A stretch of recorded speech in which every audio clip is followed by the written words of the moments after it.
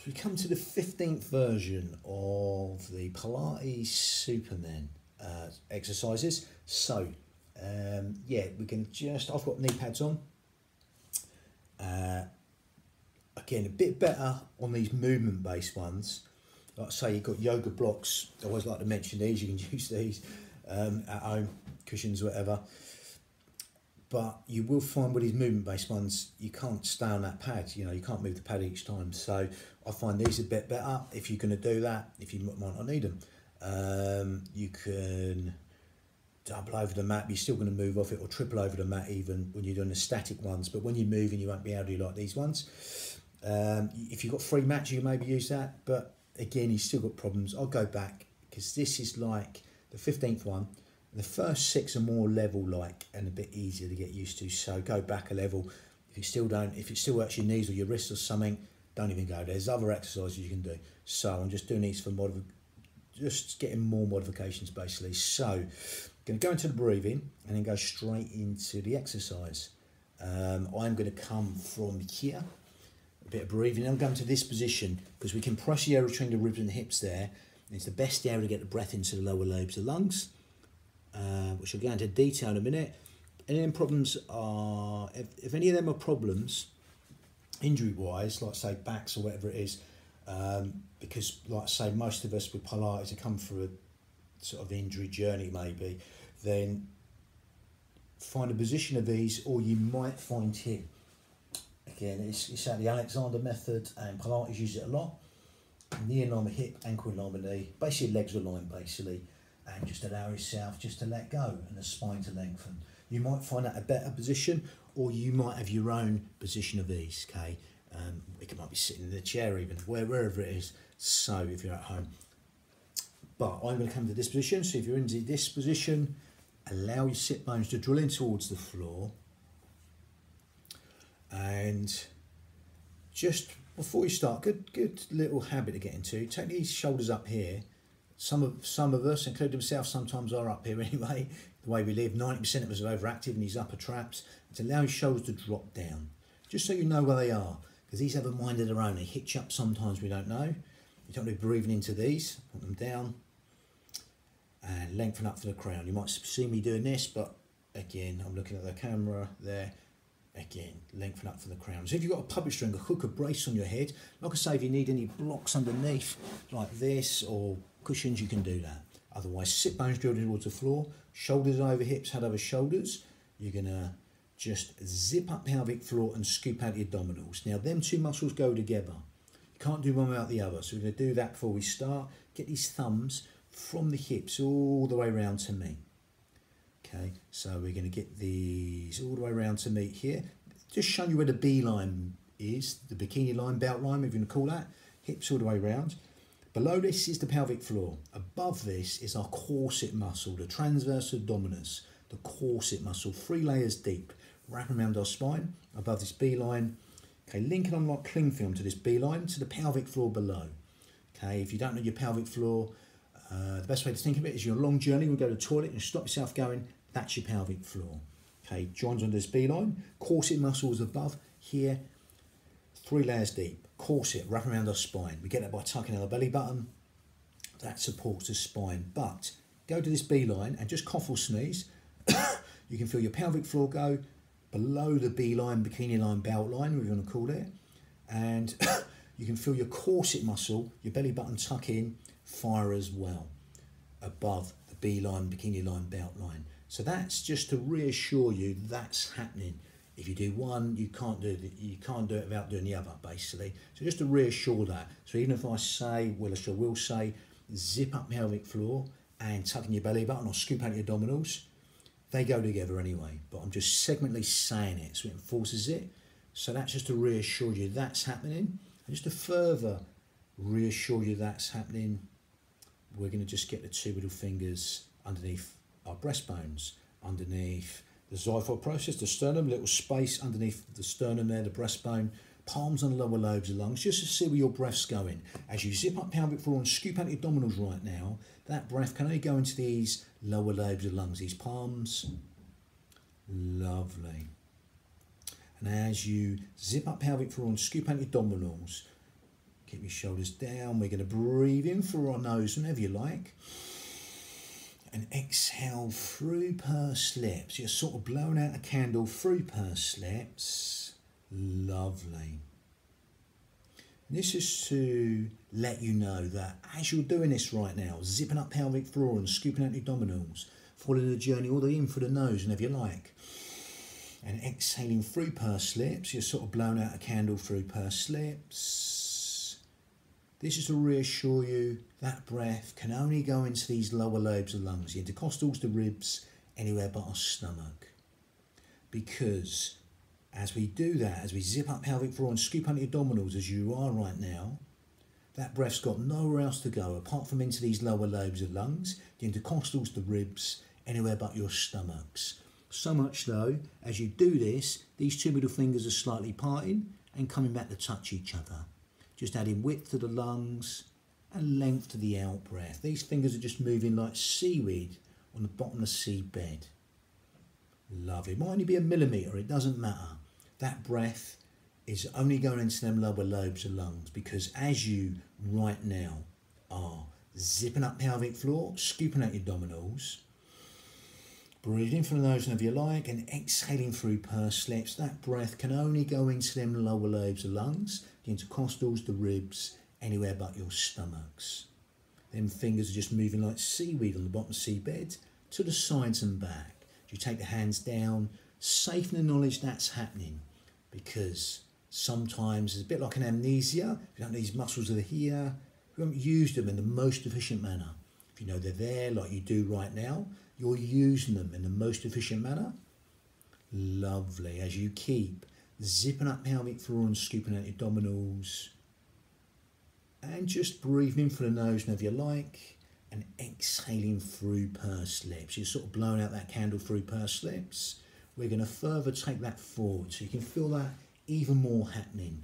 As we fold over into a different position, we can press the air between the ribs and the hips more. So when you tuck in the belly button, you can really feel that happening. As we zip up pelvic floor and scoop out your abdominals, we come into the best position to get that breath into the lower lobes of the lungs. As we breathe in through the nose whenever you like, and exhale through pursed lips as we're still. Zipping up pelvic floor and scooping out the abdominals. Keep breathing in through the nose whenever you like, and exhale through pursed lips. Keep breathing into these lower lobes of the lungs, the intercostals, the ribs, anywhere but your stomachs. Keep breathing into these fish gills wide and full.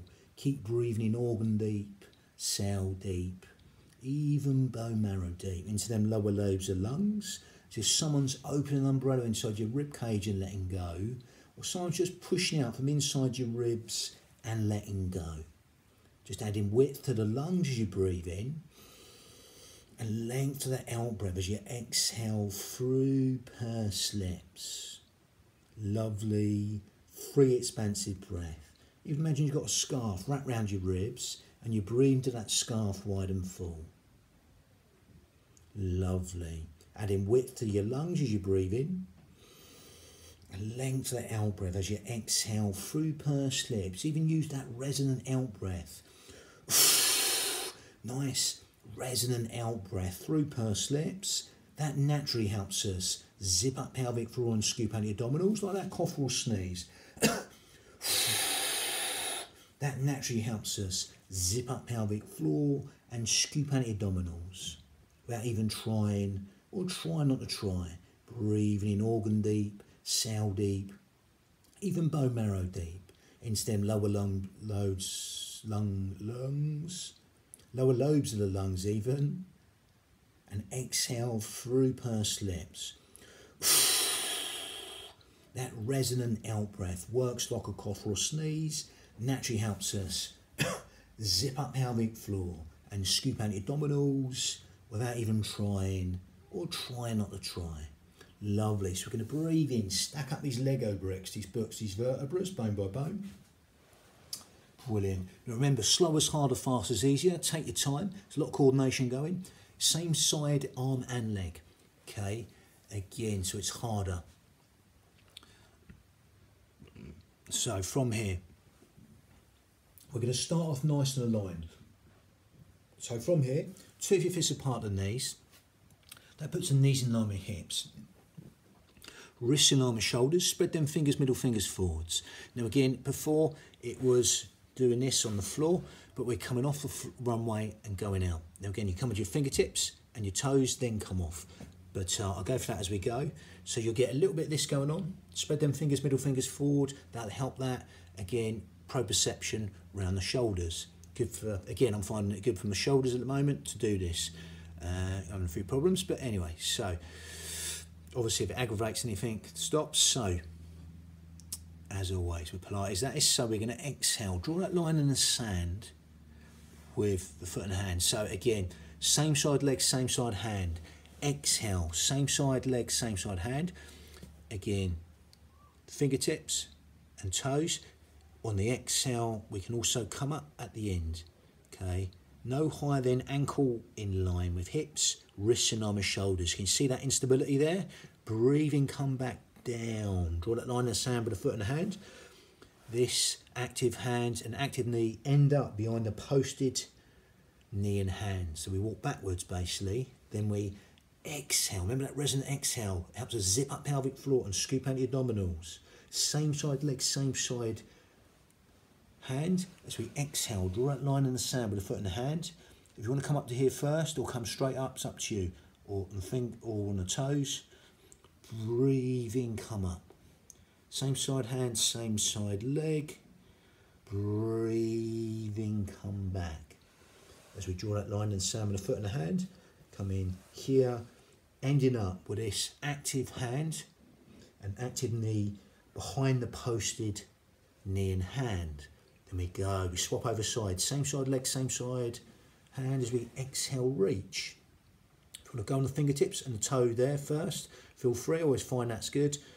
And again, spread them fingers, middle fingers forward to the posted hand as we're gathering against the instability. Exhale, through pursed lips, reach as if wild horses are pulling you apart. Again, hand no higher than shoulder, ankle no higher than hip. Breathing back down on the runway. As you draw that line in the sand with the foot and the hand, we end up with this active knee and active hand here behind the posted knee and hand as we walk backwards. Exhale, reach. Up on the fingertips, all on that exhale. Spread the fingers of the posted hand. Again, head in line with shoulders. Ankle in line with hip. Wrist in line with shoulder. Breathing for the nose, back down on the runway. Draw that line in the sand with the foot and the hand.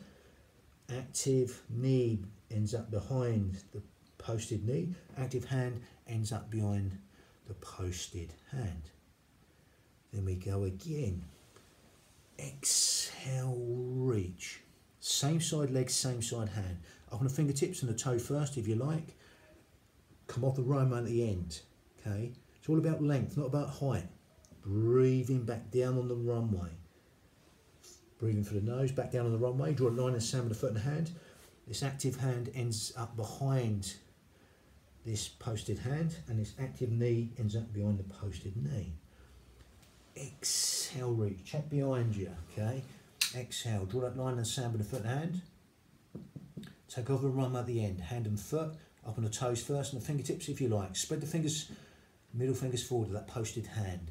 Gathering against the instability. You can see the micro moves, breathing back down. And on yourself up. Breathe in. Active hand behind.